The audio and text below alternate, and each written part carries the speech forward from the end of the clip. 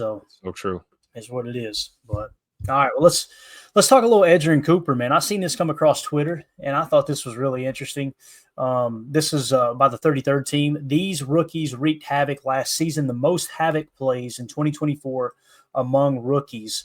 Edgerrin Cooper led the way with 21. Notice this isn't an average, Tim. This is like the most havoc plays overall. So even though he kind of got a late start into the season, didn't start every game, he still led all rookies with 21 havoc plays. Some people are probably going, Clayton, what in the heck is a havoc play? So a havoc play is an interception, a pass defended or pass breakup, a tackle for a loss, a forced fumble, a quarterback hurry, a quarterback hit, a sack, a failed third down, or a failed fourth down, where that player was involved with making that play. Like if you make the tackle, I imagine is what that is. So it's all of those plays, right? It's more or less you ruin the offense's play. And the fact that he had 21 is pretty darn impressive. Obviously, it's another statistic you can grade the offense on as well, where you can go, okay, the lower the havoc play percentage, your offense is protecting the football. Your offense is doing things, fundamentally sound in that regard. So I thought that was really, really cool from Edgerrin Cooper, man. We got a dog there, dude. We have an absolute dog. There's no doubt in my mind. Usually it's, we got to see it. He showed enough to me last year. I would be absolutely shocked if he didn't end up being a great, barring any injuries, 10, 12-year vet, Now, sophomore slump typically happens, so I'm not expecting him to come out and play like he did last year. But if he does come out, Tim, and stabilize or take another step forward, look out, dude. This guy's going to be an absolute superstar. I'm really excited about Edgerrin Cooper, man. Yeah, Coop is definitely a walking havoc play, right? And like you said, man, he did it with less snaps than most of the people on that list that we saw, for sure. So I don't think there's any reason to believe that he won't take another step, but I think you're right, though. Year two, I mean, sophomore slump is a real thing. It happens to the best of the best. And if that does happen maybe early in the season, I don't think it's anything to freak out about. I'm sure Coop is on the right trajectory to being a premier player in this league, man. He's just so fun to watch. And just to see him at the top of that list, like I said, with less snaps than a lot of those guys is impressive. Yeah, no doubt about it. And Coach Lynn says, great pick by Goody. It's funny, I put that tweet up, quote tweeted 33rd team. And I said, man, something along the lines, you got to give Goody credit for finding Edgerrin Cooper in the second round, right? You wouldn't believe the people that jumped in the comments and were like, he didn't find anything. That's where he was supposed to go. I'm like, you're telling me that if we were to draft again tomorrow, he would still go in the second? You've lost your damn mind. Taking him possibly top 10, maybe top 15-ish, somewhere around there. Yep. So yes, Goody did find him. Goody, there was 32 other teams that passed up on Edgerrin Cooper. So I'm going to credit Goody with going, yeah, that's our dude, and getting him at the right spot too. So when you look at the PFF grades here too, Tim, this was really interesting when you kind of look at the defense anyway. Just narrowing it down. Look who led the way according to PFF in defensive grade, 85.7. Edgerrin Cooper. He graded higher than Xavier McKinney, who was an 84.7. Zane Anderson, only 122 snaps. But here's a perfect example. Edgerrin Cooper only had 549 snaps, and he still led all defensive rookies with havoc plays. Think about that, man. That's really, really interesting. But Xavier McKinney, 84.7. Zane Anderson, only 122 snaps, but still, I'm so glad he's back, 80.8. He really flashed. Jair Alexander, 75.2. Rashawn Gary, 73.0. Katano Ladapo. By the way, we're giving away his rookie card this evening, autographed rookie card, 72.9. Evan Williams, 72.5. Brenton Cox Jr., 67.2. Devontae Wyatt, 66.4. Carrington Ballantyne, 65.5. Keyshawn Nixon, 64.0. And then obviously it kind of goes downhill from there. So pretty cool, man. Edgerrin Cooper, highest graded Packer. Yeah, absolutely. And then you look at the snap counts, right? Look at Evan Williams there, 533 snaps. You had Edgerrin Cooper with 549. Those two guys grading out, above 70 with lower snap totals due to injuries. It's impressive, man. It really is. Makes you feel really good about the future of this Packers D for sure. Really does, man. H.E. Solder in the chat says, going to be interesting to see how they try to build the defense around Cooper. I love the way you're thinking, Solder. That's what you need to do. And, do you make him the Mike I know this, he better not come off the field as long as he's healthy, right? Like, if that means making him the mic, then so be it. But I would love a situation where maybe there's two green dots ready where he doesn't have to wear the mic in the base, or the Right. headset in the base. Um, or, that way when you're in the nickel, though, if he is going to be the mic on the field, to me, it seems like it makes the most sense to have Quay wear the green dot and have Edgerrin Cooper be free of that right now. Because I know Quay missed time, but he understands the defense far better than Edgerrin Cooper. And I like Quay covering those vertical routes as opposed to Edgerrin Cooper, because I want Edgerrin Cooper. They can both cover the seam in that Tampa 2 look that we showed so many times last year, right? Yep. But there's no doubt about it. Edgerrin Cooper is better playing underneath than Quay is. So let's play to their strengths, right? So if you've got that nickel 4-2-5 out there, let Quay work the seam and let Edgerrin Cooper eat underneath. I really like that idea, man. So I what do you agree. think? You want Cooper downhill, right? You want him playing downhill all day. Yeah. What do you think of the PFF grades here, though? That's pretty interesting, right? That led the way, man. Yeah, it really is, man. And you see that pass rush grade too in the 90s, man. And the coverage grade's nothing to sneeze at either, for sure. And just looking at our team as a whole, I mean, Keyshawn kind of jumped out to me a little bit on this list, man. Over 1,000 snaps, still grading out 64. But that pass rush grade, man, him in the box is an interesting scenario for this defense. And I think with the depth we have now at corner, even pre-draft, looks like we might see a jump from Keyshawn. I know he's kind of gotten a lot of heat lately. I think he'd be a guy to look for finding some success here in year 3 for him in Green Bay. So lots to be excited about on the defensive side of the ball for sure. United Bates says, I don't get the gut feeling that he'll experience the sophomore slump. But either way, he's going to have a great career, hopefully in Green Bay the entire time. I mean, when you pop with an 85.7 your rookie year, I'm with you, Bates. That would suggest not. I'm just trying to be realistic too. You want to know what I honestly want to say about Edgerrin Cooper when I seen him play last year? I want to say this. I really feel this way deep down inside me, but I'm going, Clayton, don't go there yet. Don't go there yet. I think of LT. I really do. Yeah. The way LT just turned it freaking loose, man. That's when Edgerrin Cooper shoots his shot, he shoots it. And then to see him have that huge pass breakup down the seam against Jacksonville, I just went back and watched our Chalk Talk. It's now uploaded to our Patreon group as well, so you guys can go enjoy that. Covering the seam, playing underneath, sacking. In that same game, he got that breakup down the seam in a Tampa 2 coverage where he was covering the seam. He also sacked the quarterback, forced a fumble that Devontae Wyatt recovered, right? I mean, he was just all over the joint, playing in the flat, playing that curl flat a couple times and just attacking.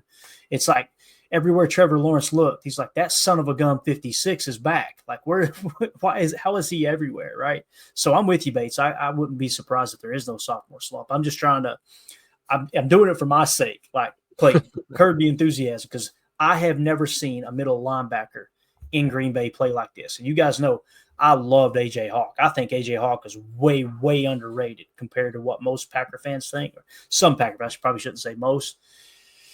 If this is an indication of what Edgerrin Cooper is going to be, he's going to be far better than A.J. Hawk. And that's really, really exciting, man. Let's see here. Coach Lynn said Cooper is so good we might let Quay walk. I understand exactly where you're coming from there, Coach. They may be a little aggressive, Tim, in the contract that they do offer Quay. I think they want Quay back. It's just how much, right?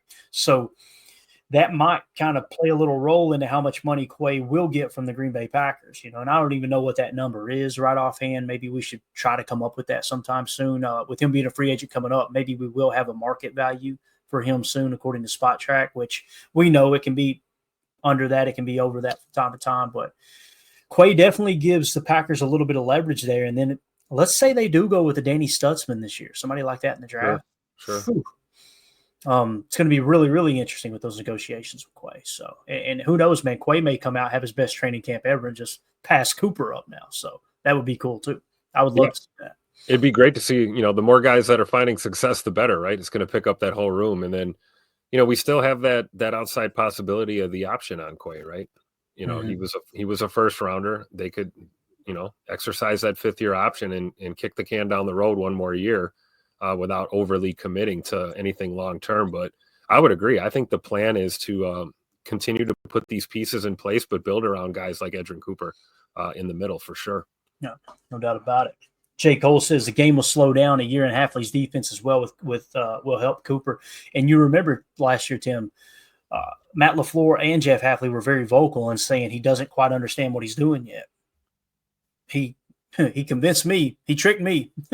Looked like he was fine out there, right? So obviously they're seeing certain situations where maybe he shot his shot and shouldn't have done that, And even though the play worked out, you may still get a negative mark like, hey, that's not how that play was supposed to work out. But when you got that kind of athletic ability, man, yeah, that's kind of how I see that for sure. Okay. And let's see here what Deadfish says. Coach Lynn says, I like Quay, by the way. I got you, Coach. I understand what you're saying, man. It probably sounds like I don't like Quay.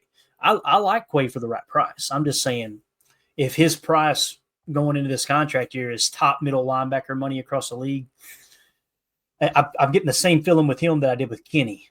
Like for the right price, I always wanted Kenny back. But for the price they gave him, I was like, man, I no likey that. So Deadfish says AJ Hawk was a professional in college. He was a great player, but he was at his top when we drafted him. So there you go. Coach Lynn loving the linebacker room. I really like the linebacker room as well, man. Really, really do. So Chuck Goodman says 5th-year option is way too much for Quay. Agree there. The way that the edge defenders, it's still wild that the edge defenders get grouped in with the regular backers as if they're stack backers in that regard. So that number will be too high for him. Devontae Wyatt's the one I'm really interested in seeing. If they give a 5th-year option or go ahead and try to work a deal out, because it's obvious they really like Devontae Wyatt and he's a great pass rusher. If he could just hone in those run stuffing skills, be in a lot better situation there. So Soder says if they can get something out of Tyron Hopper, watch out. That's another guy, Tim, we haven't really even seen yet, He may come out this year. I mean, that's a 3rd-round pick, dude, Yeah. And a guy we were absolutely fired up about drafting too. We kind of had him kind of on our board last year and was on the radar. And when Goody pulled the trigger on Tyron Hopper, there was a lot to be excited about. There really was. And I agree. I think we saw a little bit of flashes from him in limited action. And you never know. Maybe we don't get a sophomore slump from any of our 2nd-year linebackers, right? Maybe they all come out and they're better than they were last year, which would be a good problem to have. Yeah, certainly would make an already deep linebacker room even deeper if Tyron Hopper steps up and fights for a potential starting spot even. Yeah. And again, only 18 snaps for Tyron Hopper last year. I know there was some injury, I think, coming out of camp, if I remember correctly. I could be wrong.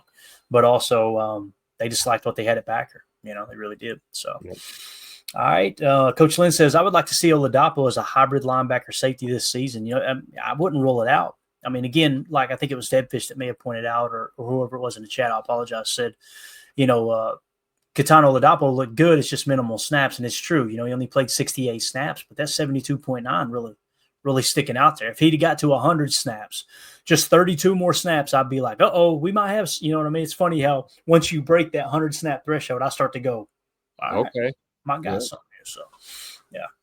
I would agree with Coach there. I mean, Oladapo certainly has the build, right? He's got the body type to be able to pull something like that off. So you never know. Yeah. Josh Vallandigham say, Clay, you have to get these donuts. You got those donuts yet? Because I see you winning the bet. Do you really, man? I could see Chris winning it too if they want to try to go ahead and get a deal done with Devontae Wyatt to avoid that big cap hit, Yeah.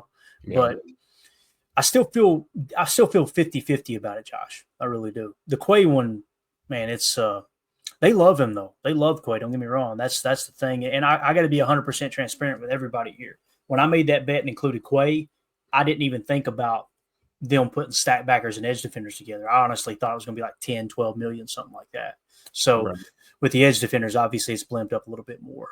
Defensive tackle has been pretty much proven that, teams will pay those 3 techs that type of money. There's no doubt about that. So, and you can use it as a bridge, the 5th-year option, but also you can use it as just the first year in that new contract extension too. So you can really, where that money's guaranteed, you can really push that out on down the road. And that could kind of go into the negotiation as well. You know what I mean? Like you hit them with the 5th-year option because the contract ain't done, Tim. And then you tack on another 4 years once you get the contract done. And you can let them know, hey, look, portion of that guaranteed money's in the 5th-year option, right? That could be a negotiating tactic there too. So we'll see though, man. I will gladly send Chris in couple dozen donuts since we doubled down there. If neither Devontae White or Quay Walker are hit with the 5th-year option. So Krispy Kreme donuts, right? Hey, the best. Well, I don't know if they're the best. We got a place here, Annie Roofs. I don't know if that's a nationwide chain or not, but Annie Roofs here locally. They usually set up at the Amish stores and stuff here in town. Man, those donuts. I'm all about some Krispy Kreme. Don't get me wrong, and I like the chocolate glazed cream filled. That's what I go with. But when Mandy brings the Annie Roofs home, boy, I start hoarding them up. I'm hiding them in the cabinets and under the sofa and all kinds of stuff. Make sure nobody gets I'm gonna have to give those a try when I'm down in Tennessee in the future for sure. We're gonna get you down here too, man. That's gonna happen. So absolutely. All right. Anything else you want to add to the Edgerrin Cooper talk there? I thought it was kind of cool. Let's just kind of, where did he finish? Fifth amongst all linebackers in the league is impressive as a rookie. Yeah, and I guess I would just close with what I said before. Like, even if he maybe has a little bit of a slump or, maybe gets out of the gate a little slow, it's nothing to panic about. This guy's going to be a monster. He really is. I don't see him taking any steps backward long term. I'm looking forward to another year of excitement from Edgerrin.